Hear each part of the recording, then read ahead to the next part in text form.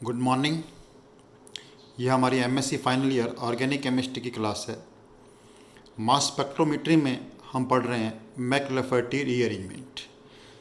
तो अब तक आपने क्या देखा कि it is not a actual rearrangement, it is in fact A common fragmentation pattern in mass spectrometry. यह एक फ्रेगमेंटेशन पैटर्न है, एक्चुअल रिएक्शन नहीं है, गिवन बाय फ्रेड मैकलफर्टी। और एसेंशियल कंडीशन पता होनी चाहिए पहले आपको इसकी बहुत अच्छी तरह, कि गामा हाइड्रोजन होना चाहिए और ऐसा फंक्शनल ग्रुप होना चाहिए जहाँ पर कि रेडिकल कैटायन बन सके। ये सब चीज़ें हम पढ़ चुके हैं। और how to write down the product, मैंने डायरेक्ट मैकेनिज्म बताया आपको कि 6 मेंबर ट्रांजिशन स्टेट से हमेशा ये फॉर्मेशन होगा।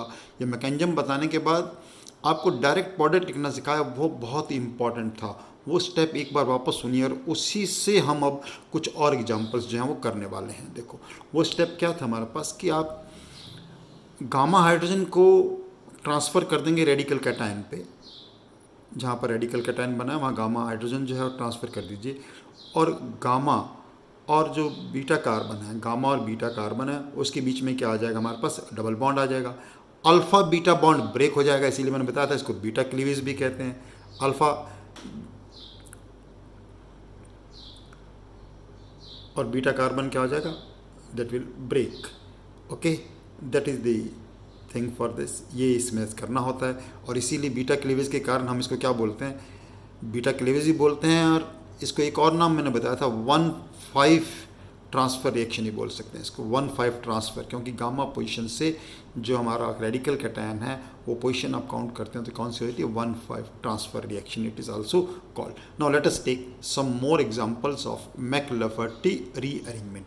मैकलफर्टी रीअरेंजमेंट के कुछ और एग्जांपल्स लेते हैं, फिर देखते हैं कि नेट और गेट में किस टाइप के क्वेश्चन इसमें से पूछे जाते हैं। क्वेश्चन जहाँ तक सवाल है, एक बार अगर आपको पैटर्न बताना आ गया तो पूछा जाएगा किस मैकलफर्टी के कारण पीक कहाँ पे आएगी, that can be the question formed in this. तो let us take some more examples, कुछ और एग्जांपल्स लेते हैं और आप बताइएगा उसका आंसर क्या हो सकता है। देखो बिल्कुल जो मैंने मेथड बताया है उससे हम करेंगे और बहुत ही ईजीली हो जाएगा, उससे बहुत ईजीली जो है हम इसको कर पाएंगे कि how we can solve the problems related to McLafferty rearrangement. Okay, let us take this example. ये एग्जांपल लेते हैं एरोमेटिक कंपाउंड का। See this is the given to us, और इस पे हमें मैकलफर्टी रीअरेंजमेंट करना है। पॉसिबल है बिकॉज आप देखिए यहाँ पर अल्फा पोजीशन है, ये कौन सी पोजीशन है, बीटा पोजीशन है, और ये कौन सी पोजीशन है, गामा। गामा पोजीशन पे हमारे पास हाइड्रोजन है। तो अपना तरीका क्या था इसका, बिल्कुल डायरेक्ट प्रोडक्ट लिख रहे हैं, मैकेनिज्म नहीं बता रहा आपको, मैकेनिज्म मैं बता चुका हूँ। तो मैकेनिज्म बताने के बाद डायरेक्ट प्रोडक्ट लिखने का तरीका क्या था, आप ध्यान से सुनो, बिल्कुल बहुत ध्यान से सुनिए। How we can write down the product, क्या बताया मैंने कि गामा हाइड्रोजन जो है, गामा हाइड्रोजन को जो रेडिकल कैटायन बनेगा वहाँ पे ट्रांसफ़र करना। तो इस केस में गामा हाइड्रोजन यहाँ आ जाएगा, ठीक है। और दिस अल्फ़ा और इसके बीच में क्या आ जाएगा, हमारे पास डबल बॉन्ड आ जाएगा। तो यहाँ डबल बॉन्ड आ जाएगा, then alpha beta bond break हो जाएगा।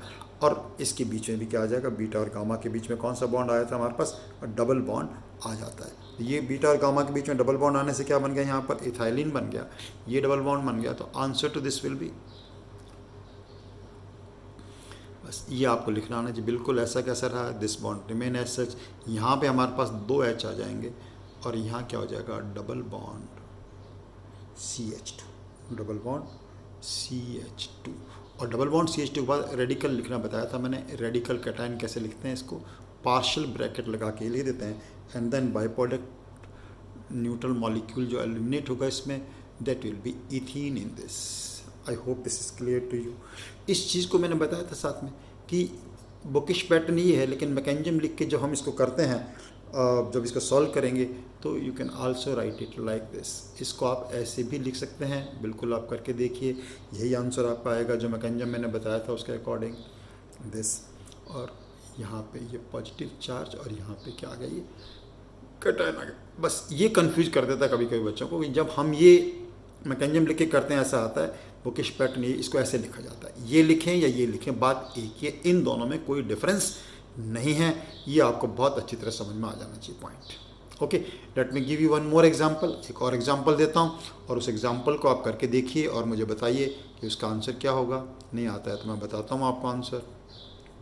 ऐसा ही एक एग्जांपल लिया, यहाँ लिखा है CH2 अल्फ़ा बीटा गामा, एक और लगा दिया, कोई फ़र्क नहीं पड़ता, जितने मर्जी चेंज हो सकती है, गामा होना चाहिए इसके अंदर।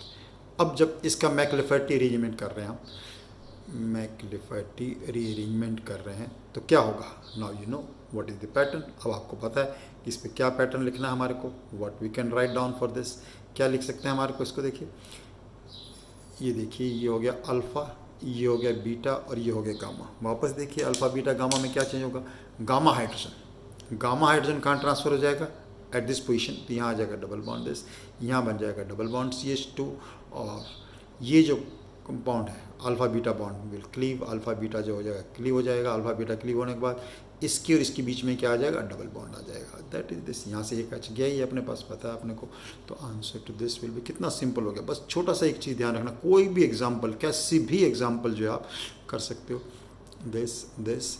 अब यहाँ पे देखिए, यहाँ पे क्या आ जाएगा अपने पास, डबल बॉन्ड CH2, और यहाँ पे क्या आ जाएंगे, 2H हो जाएंगे, एंड दिस इज द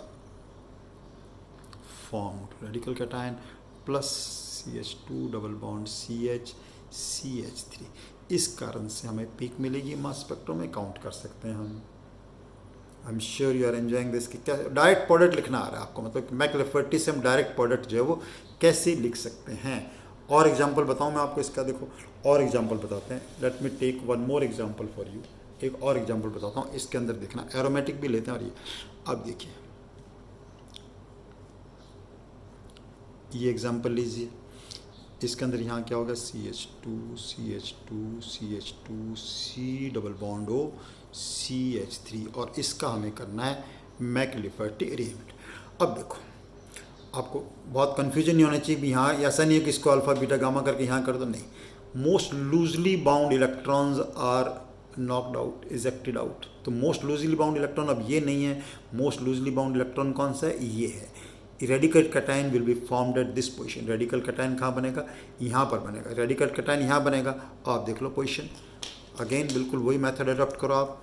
ये अल्फ़ा पोजीशन हो गया, ये बीटा, ये गामा। गामा का एक हाइड्रोजन यहाँ आएगा, यहाँ बन जाएगा रेडिकल कैटायन, यहाँ आ जाएगा रेडिकल कैटायन, अल्फ़ा और बीटा के बीच में बॉन्ड ब्रेक हो जाएगा, यहाँ आ जाएगा डबल बॉन्ड, यहाँ विल बी डबल बॉन्ड। तो आंसर क्या बन जाएगा इस एग्जाम्पल का, आंसर इस एग्जाम्पल का बन जाएगा आपके पास दिस।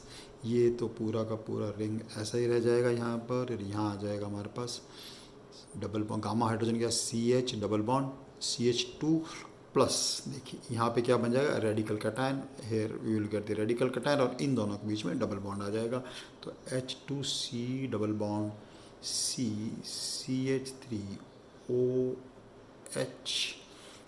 एक इलेक्ट्रॉन पेयर था, एक ही बन गया रेडिकल कैटायन। इस कारण से हमारे को पीक मिलेगी। ये तो न्यूट्रल मॉलिक्यूल या न्यूट्रल मॉलिक्यूल एलिमिनेट आउट हो जाते हैं, डन। देखो एक और स्पेशल केस देखिए आप, इसका डबल मार्क करके नोट करना, इस बात को आप नोट करिएगा बिल्कुल, कि what happens sometime is double McLafferty rearrangement is possible. Double means 2 times McLafferty rearrangement is possible.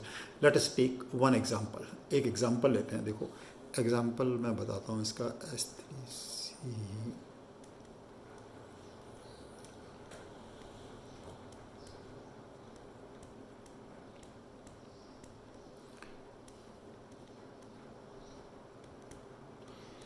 this is the example for this. What is this? 1 2 3 4 1 2 3 4 5 6 7. What is this? 4 heptanon. This compound is 4 heptanon. Now see, most loosely bound electron is this. This is the most loosely bound electron. Done. Most loosely bound electron में पहले हमारे पास क्या आया, मैकलेफर्टी rearrangement हुआ, और मैकलेफर्टी rearrangement में क्या बन गया हमारे पास कि अल्फ़ा बीटा और गामा, गामा हाइड्रोजन यहाँ ट्रांसफ़र हुए, गामा हाइड्रोजन क्या हुआ यहाँ पर ट्रांसफ़र, ये अल्फ़ा बीटा के बीच में बॉन्ड ब्रेक हुआ, अल्फ़ा बीटा के बीच में यहाँ आ जाएगा डबल बॉन्ड, यहाँ डबल बॉन्ड आ गया और यहाँ बन गया, सिंपल था। तो यहाँ हो गया CH2 डबल बॉन्ड CH2, इससे तो ये तो एलिमिनेट हो जाएगा, इससे कोई मतलब नहीं है, बिल्कुल ध्यान से देख के लिखिए। यहाँ आ जाएगा डबल बॉन्ड, यहाँ डबल बॉन्ड आगे क्या बन गया, देखो अलग लिख रहा हूँ थोड़ा सा, H2C डबल बॉन्ड C, ये आ जाएगा radical cation, this is the radical cation form, और ये ऐसा चला जाएगा CH2 CH2 CH3। अब देखो डबल की बात क्या थी कि ये जो चीज़ बन गई इस कंपाउंड में, ये कौन सा बन गया? इनॉल फॉर्म बन गया। कौन सा बन गया? Enol form. Now you know टॉटोइनॉल टॉटोमेरिज्म, तो this can undergo ketolization. What can happen is ketolization can takes place. Ketone, तो ketolization takes place में क्या हो जाएगा? This bond will migrate at this position, this will migrate at this position, और यहाँ से H आ जाएगा, यहाँ पर आ जाएगा, H will be at this position। तो उस केस में पोजिशन क्या बन जाएगी हमारे पास? H3CC डबल बॉन्ड हो, ये ऐसा कैसा रहेगा? ये एक पॉजिटिव चार्ज रहेगा यहाँ पर इसके ऊपर, CH2 CH2 and then CH3, done। This electron pair migrates to this position। Now what happens is, अब वापस alpha beta and gamma, this is again, now this is alpha, this is beta, और ये क्या हो गया? Gamma. Gamma hydrogen transfer, gamma hydrogen यहाँ पे transfer हो जाएगा, गामा हाइड्रोजन ट्रांसफर होगा, ये डबल बॉन्ड यहाँ आ जाएगा अल्फा के और अल्फा के बीच में, अल्फा और बीटा का बॉन्ड ब्रेक हो जाएगा, ये तो क्या बन गया? Again ethene, again this is ethene.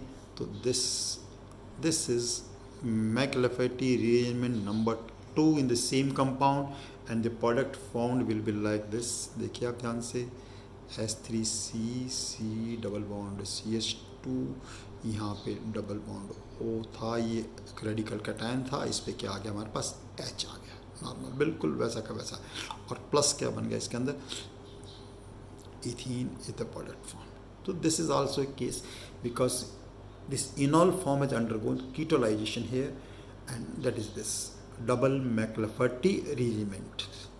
चलो इसके बाद कुछ एग्जाम्पल बताता हूँ एक आपको। एग्जाम्पल इसलिए है कि ये एग्जाम्पल रिसेंटली आपको एग्ज़ाम में आया था, गेट एग्ज़ाम का था example, and what was that example? वो एग्जाम्पल मैं बताता हूँ, देखो आप ध्यान से आप नोट करिएगा what is that example. NET का एग्ज़ाम का एग्जाम्पल है, दिसंबर 17 का एग्जाम्पल है कि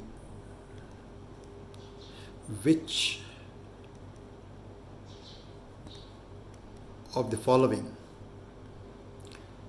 विल गिव, शॉर्ट में लिख रहा हूँ, will give base peak at m/z is equal to 72। अब इसमें क्या कर दिया? ऑप्शन दे देते हैं, हमारे को डिफरेंट ऑप्शन दे दिए इससे। A option is given like this,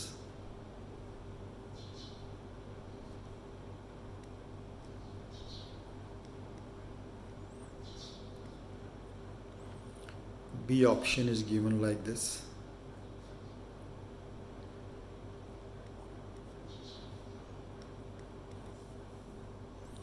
C option is given like this,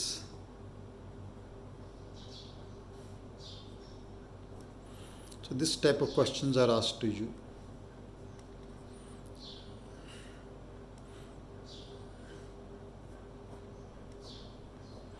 Then this is the option given to you। अब इस क्वेश्चन को करने के लिए क्या करते हैं? सबसे पहले तो आप देख लो गामा हाइड्रोजन जिसको नहीं है उस ऑप्शन को तो आप नेगलेक्ट कर सकते हैं, कि जिसके अंदर गामा हाइड्रोजन नहीं है उसको नेगलेक्ट कर दिया। जैसे इस एग्जांपल में देखो यहाँ पर अल्फ़ा बीटा, ये पोजीशन अल्फ़ा है, ये पोजीशन बीटा होगी, ये भी पोजीशन बीटा है, ये भी पोजीशन बीटा है, ये अल्फ़ा है, ये बीटा है, this is all together neglected, इसको तो नेगलेक्ट। लेकिन ये अल्फ़ा, ये बीटा, इसके अंदर भी क्या है? ये gamma, gamma and gamma position है। In this case also what is this? ये अल्फ़ा हो गया, चलो ये अल्फ़ा बीटा, ये गामा है और ये भी क्या है? गामा है। इस केस में ये अल्फ़ा बीटा और ये गामा, इस टाइप से पोजीशन है। तो अल्फ़ा वाला जो जिसमें गामा नहीं है उसको रिजेक्ट कर लो, बाकी हमें सॉल्व करना पड़ेगा। नॉर्मली इसके अंदर 3 दे दिए, तीनों को हमें करके देखना चाहिए। वैसे चलो शुरू करते हैं पहले से। पहले वाला तरीका था, पहले वाले मेथड का जो मेथड अडॉप्ट करो, जो मैंने मेथड बताया शॉर्टकट, पूरा मैकेनिज्म लिखने की बिल्कुल जरूरत नहीं है। ये अल्फ़ा पोजीशन, ये बीटा पोजीशन, ये गामा पोजीशन। यहाँ पे रेडिकल कैटायन बनेगा, radical cation will be formed at this. Radical cation कहाँ बन जाएगा? दिस अल्फ़ा और बीटा के बीच में बॉन्ड ट्रांसफर ब्रेक हो जाएगा और गामा हाइड्रोजन जो है यहाँ ट्रांसफ़र हो जाएगा। तो गामा हाइड्रोजन यहाँ ट्रांसफ़र हुआ, देखो क्या बना, ये डबल बॉन्ड यहाँ आ जाएगा यहाँ पर, और ये डबल बॉन्ड, ये बॉन्ड यहाँ आ गया, अल्फ़ा के बीच में टूट गया। ये O और O पे क्या बन गया? रेडिकल कैटायन प्लस प्लस देखिए ये रह गया एज सच, और यहाँ आ जाएगा इस गामा और बीटा के बीच में डबल बॉन्ड, तो दिस एंड दिस, ये चीज़ आपकी बन जाएगी। ये आप सब में करके देख सकते हैं, ठीक है। मुझे इसका आंसर पता है क्योंकि, तो इसलिए मैंने इसमें करके देख लिया और इसमें आपको बताते हैं। देखो अब इसके बाद क्या है, इसका आप काउंट कर लीजिए। ये काउंट करो 1 2 3 4 48 कार्बन हो गया जी, 48 हाइड्रोजन 3 3 6 3 3 6 7 7 and 1 8 8 हाइड्रोजन प्लस 16 8 14 8 22 2 3 72। तो m/z जो है 72 जो है इसके लिए आएगा। अब इसी क्वेश्चन में होमवर्क बनाया तो मैं आपके लिए। नाउ ये तो एक क्वेश्चन हो गया कैसा आया, आपका आंसर ही हो गया, आंसर पता चल गया आपको, ठीक है। लेकिन अब आप क्वेश्चन में इसमें क्या दे रहा हूँ आपको कि what will be m/z for this compound, what will be m/z for this as per McLafferty rearrangement peak के कारण। इन दोनों में करके देख लिए, इसके अंदर ये पॉसिबल नहीं होगा। ओके, ये था हमारा मैकलिफर्टी रीअरेंजमेंट। आप अच्छी तरह दोनों पार्ट मैकलिफर्टी रीअरेंजमेंट देखें तो इससे रिलेटेड क्वेश्चन अब आपका गलत नहीं हो सकता। बार बार देखें। Done, keep doing your work. Thank you very much.